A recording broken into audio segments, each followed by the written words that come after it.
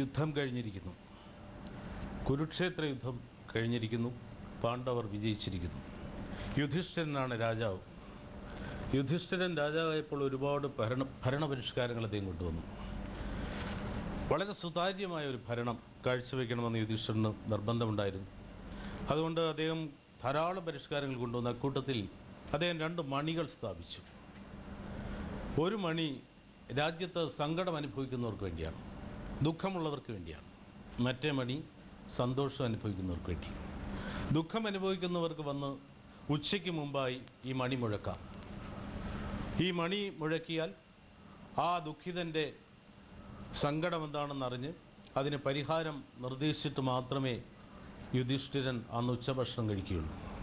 അതുപോലെ തന്നെ സന്തോഷമുള്ളവർക്ക് വേണ്ടി അദ്ദേഹം മാറ്റിവെച്ചിരിക്കുന്നത് ഒരു കൂട്ടമണിയാണ്.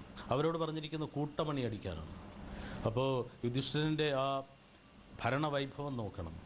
സങ്കടം അനുഭവിക്കുന്നവരെ മാത്രമല്ല, അമിതമായ സന്തോഷം അനുഭവിക്കുന്നവരെയും ശ്രദ്ധിക്കേണ്ടിയിരിക്കുന്നു. അവരെയാണ് കൂടുതൽ ശ്രദ്ധിക്കേണ്ടത്. അതുകൊണ്ട് അദ്ദേഹം അവർക്കായി കൂട്ടമണി അനുവദിച്ചിരിക്കുകയാണ്. ഒരു ദിവസം ഏതാണ്ട് ഉച്ചയോടടുത്തപ്പോൾ യുധിഷ്ഠിരന് വല്ലാത്ത വിശപ്പ് അനുഭവപ്പെടുന്നു. ആരും വന്ന് ഇതുവരെ മണിയടിച്ചില്ല. അപ്പോൾ ഇന്ന് സങ്കടക്കാരും ഇല്ലേ?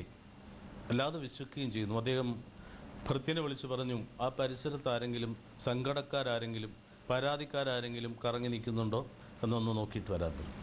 അയാൾ നോക്കിയിട്ട് പറഞ്ഞു, ഇവിടെങ്ങും ആരും കാണാനില്ല, ഇന്നാർക്കും സങ്കടമില്ലെന്നാണ് തോന്നുന്നു. ഓഹോ, അപ്പോൾ ഭക്ഷണം കഴിക്കാം അല്ലേ? ഇന്ന് സങ്കടക്കാരുണ്ടാവും തോന്നുന്നില്ല. ഭക്ഷണം കൊണ്ടുവരാൻ അദ്ദേഹം ആവശ്യപ്പെട്ടു. ഭക്ഷണം മുന്നിലെത്തി. ആദ്യത്തെ ഉരുള അദ്ദേഹം എടുത്ത് കഴിക്കാനായിട്ട് തുടങ്ങുമ്പോൾ മണി മുഴങ്ങുന്നു. ശല്യമായാലും സത്യത്തിൽ യുധിഷ്ഠിരൻ ഇറിറ്റേറ്റഡായി, അല്ലാതെ ഇറിറ്റേറ്റഡായി. അദ്ദേഹം ഭൃത്യനെ വിളിച്ച് പറഞ്ഞു, അതാരാണെന്ന് നോക്കാമോ? ആരോ വന്ന് മണിയടിക്കുന്നു, ആരാണെന്ന് നോക്കി. അദ്ദേഹം ആ ഉരുള കയ്യിൽ വെച്ചുകൊണ്ട് വെയിറ്റ് ചെയ്യുകയാണ്. ഭൃത്യൻ പോയിട്ട് വന്ന് പറഞ്ഞു, ഒരാൾ നിന്ന് മണിയടിക്കുന്നു. അത്യാവശ്യക്കാരനാണോ? കണ്ടിട്ട് വലിയ അത്യാവശ്യമൊന്നും തോന്നുന്നില്ല. ആർക്കോ വേണ്ടി അടിക്കുന്ന പോലെയൊക്കെ അങ്ങനെ താങ്ങിയും തൂങ്ങിയൊക്കെ നിൽക്കുകയാണ്. എന്നാൽ ഒരു കാര്യം ചെയ്യും, അയാളെ പോയിട്ട് നാളെ വരാൻ പറയും. എന്താ? ഞാൻ പറയാം, അയാൾക്ക് വലിയ അത്യാവശ്യം ഉണ്ടെന്ന് തോന്നുന്നില്ല. ഭൃത്യൻ പോയി അയാളെ പറഞ്ഞു വിട്ടു. യുധിഷ്ഠിരൻ ഭക്ഷണം തുടരുകയാണ്. അല്പം കൂടി കഴിഞ്ഞപ്പോൾ പെട്ടെന്ന് കൂട്ടമണി അടിക്കുന്നു.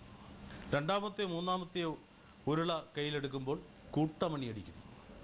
കൂട്ടമണി അടിച്ചപ്പോൾ യുധിഷ്ഠിരൻ വല്ലാതെ സ്ട്രക്കായി. അദ്ദേഹം ഉരുള താഴെ ഇട്ടു. അദ്ദേഹം പറഞ്ഞു, ഇതാൻ വീണ്ടും കൂട്ടമണി അടിക്കുന്നു, ആർക്കോ അമിതമായ സന്തോഷമുണ്ടായെന്ന് തോന്നുന്നല്ലോ. അദ്ദേഹം പുറത്തു വന്നു. ഇതാർക്കാണ് ഭയങ്കരമായ സന്തോഷമുണ്ടായത്? യുധിഷ്ഠിരന് ടെൻഷനായി. നോക്കിയപ്പോൾ ഭീമനാണ് നിന്ന് മണിയടിക്കുന്നത്. അദ്ദേഹത്തിൻ്റെ സഹോദരൻ ഭീമൻ അദ്ദേഹം നിന്ന് അടിക്കുകയാണ്. ഭയങ്കര ഉത്സാഹത്തിൽ, അത്യുത്സാഹത്തിൽ നിന്ന് മണിയടിക്കുകയാണ്. അപ്പോൾ ഭീമനാണ് മണിയടിക്കുന്നത് അറിഞ്ഞപ്പോൾ യുധിഷ്ഠിരന് ടെൻഷൻ കൂടി. അദ്ദേഹം അടുത്തിയെന്ന് വിളിച്ചു, ഭീമ എന്താ പ്രശ്നം? മണിയടി നിർത്ത്, എന്താ പ്രശ്നം? എന്താ നിനക്ക് ഇത്ര സന്തോഷം? ഭീമൻ പൊട്ടിച്ചിരിച്ചിട്ട് പറഞ്ഞു, ചേട്ടനാണ് എൻ്റെ സന്തോഷം, ചേട്ടൻ കാരണമാണ് എൻ്റെ സന്തോഷം, എനിക്ക് അടക്കാനാവുന്നില്ല. വീണ്ടും ഭീമൻ കൂട്ടമണി അടിക്കും. അദ്ദേഹത്തിന് വീണ്ടും ടെൻഷനായി. ഭീമൻ നിർത്തൂ, എന്താണ് നിൻ്റെ സന്തോഷം? പറയും, ഞാൻ കൂടെ അറിയട്ടെ. കാരണം ഭീമൻ അങ്ങനെ സന്തോഷത്തിൻ്റെ ആളല്ല. എപ്പോഴും മൂഡ് ഓഫായിട്ട് നടന്ന ആളാണ്. എപ്പോഴും വലിയ ഗ്ലൂമി ആയിട്ട് നടന്ന ആളാണ്. 2ാം ഊഴം ആയിപ്പോയെന്ന് പറഞ്ഞ് നടന്ന ആളാണ്. ഇപ്പം എന്താ എത്ര വലിയ സന്തോഷം? എന്താ സന്തോഷം? പറയൂ, ഞാൻ കൂടി അറിയട്ടെ.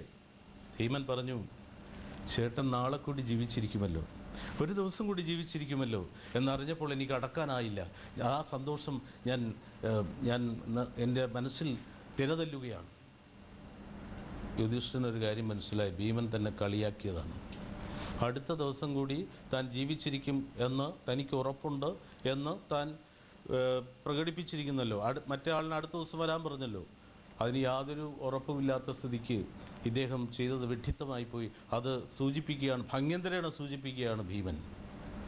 ശരിയാണ്, ഒരു ദിവസം കൂടി നമ്മൾ ജീവിച്ചിരിക്കുമെന്ന് എന്താണ് ഉറപ്പ്? എന്തിന് അടുത്ത നിമിഷം ജീവിച്ചിരിക്കും എന്നെന്താണ് ഉറപ്പ്? അതിലെ എഴുത്തച്ഛൻ വളരെ മനോഹരമായി അദ്ദേഹത്തിൻ്റെ ആ കാവ്യത്തിൽ പറയുന്നു, ചക്ഷുശ്രവണ ഗളസ്തമാം ദർദുരം ഭക്ഷണത്തിനപേക്ഷിക്കുന്നത് പോലെ കലാഹിന പരിഗ്രസ്തമാ ലോകവും അലോല ചേതസ ഭോഗങ്ങൾ തേടുന്നു എന്ന്. ശരിക്കും മരണം നമ്മളുടെ തോളിൽ കൈയിട്ടിരിക്കുകയാണ്. മരണം നമ്മുടെ കൂടെയുണ്ട്. ഏതുപോലെയെന്ന് ചോദിച്ചാൽ, ഈ തവള ഇരപിടിക്കാൻ ഇറങ്ങുമല്ലോ, വൈകുന്നേരമാകുമ്പോൾ, സന്ധ്യയാകുമ്പോൾ തവള ഇരപിടിക്കാൻ ഇറങ്ങും. തവള ഇരപിടിക്കാൻ ഇറങ്ങുമ്പോൾ തന്നെയാണ് തവളയുടെ ശത്രുവായ സർപ്പവും ഇരപിടിക്കാൻ ഇറങ്ങും. സർപ്പം തവളയെ നോക്കി ഒരു സ്ഥലത്തെത്തുമ്പോൾ തവള നിന്ന് വേറെ ഇരപിടിക്കുന്നു. അപ്പോൾ തവളയുടെ ആത്മാർത്ഥമായ ഇരപിടിക്കൽ കണ്ട് സർപ്പത്തിനൊരു വിനോദം. എന്നിട്ട് സർപ്പം ചെന്നിട്ട് മെല്ലെ തവളയെ ഒന്ന് തൊട്ടു, തഴുകി, തവളയെ മുക്കാലും ഗ്രസിച്ചു. എന്നിട്ടും തവള അറിയുന്നില്ല, അത് ഇരപിടിച്ചുകൊണ്ടേയിരിക്കുകയാണ്. അടുത്ത നിമിഷം സർപ്പം അതിൻ്റെ ദംഷ്ട്രകൾ താഴ്ത്തിയാൽ, സർപ്പം അതിൻ്റെ വാ അടച്ചാൽ തവളയുടെ ജന്മം പൂർത്തിയായി. പക്ഷെ അപ്പോഴും ആലോല ചേതസ്സ ഭോഗങ്ങൾ തേടുന്നു. ആ വിധത്തിലുള്ള ക്ഷണികമായ ക്ഷണഭംഗുരമായ ജീവിതം. ആ ജീവിതത്തിനിടയിൽ നമുക്ക് സമയത്തിൻ്റെ വില ഭയങ്കരമാണ്. സമയത്തിൻ്റെ വില അമൂല്യമാണ്. സമയത്തിൻ്റെ വില നമുക്ക് തിട്ടപ്പെടുത്താൻ ആകാത്തതാണ്. പക്ഷേ നമ്മളത് അറിയുന്നില്ല. ഈ വിധത്തിൽ മരണം നമ്മളെ ഗ്രസിച്ചിരിക്കുമ്പോൾ നമ്മൾ ചിട്ടി പിടിക്കാനും പറ്റും നിൽക്കുകയാണ്. ഈ ചിട്ടി പിടിച്ചിട്ട് വേണം വസ്തുവിന് അഡ്വാൻസ് കൊടുക്കാനെന്നുള്ള മട്ടിൽ നിൽക്കുകയാണ്. ഈ സമയം നമ്മൾ ഒരു വിധത്തിലും പാഴാക്കാൻ പാടില്ല എന്നാണ്. ഒരു പഴമൊഴിയുണ്ട്, യൗവനത്തിൽ സമയം സ്വർണ്ണമാണ്, മധ്യാഹ്നത്തിൽ സമയം വെള്ളിയാണ്, വാർദ്ധക്യത്തിൽ സമയം ചെമ്പാണ് എന്ന് പറയും. യൗവനത്തിൽ സമയം സ്വർണ്ണമാണ്. ഇത് പഴയ നിർവചനമാണ്. ഇപ്പോഴത്തെ യൗവനത്തിൽ തന്നെ സമയം ചെമ്പാക്കുന്നവരും ഇല്ലാതില്ല. പക്ഷേ വാർദ്ധക്യത്തിൽ സമയം സ്വർണം പോലെ സൂക്ഷിക്കുന്നവരില്ലേ? നമ്മളെ ഭരിക്കുന്നവരും നമ്മളെ നയിക്കുന്നവരും നമ്മുടെ രാഷ്ട്രതന്ത്രജ്ഞന്മാരും നോക്കണം, വാർദ്ധക്യത്തിൻ്റെ ആ പടവുകളിലും അവർ സമയത്തെ സ്വർണ്ണ തുല്യമായി ഉപയോഗിക്കുകയാണ്. ആ വിധത്തിൽ സമയത്തിൻ്റെ മൂല്യം അറിഞ്ഞുകൊണ്ട്, സമയത്തിൻ്റെ കാന്തി അറിഞ്ഞുകൊണ്ട് സമയത്തെ സമുചിതമായി നമ്മൾ ഉപയോഗിക്കേണ്ടിയിരിക്കുന്നു.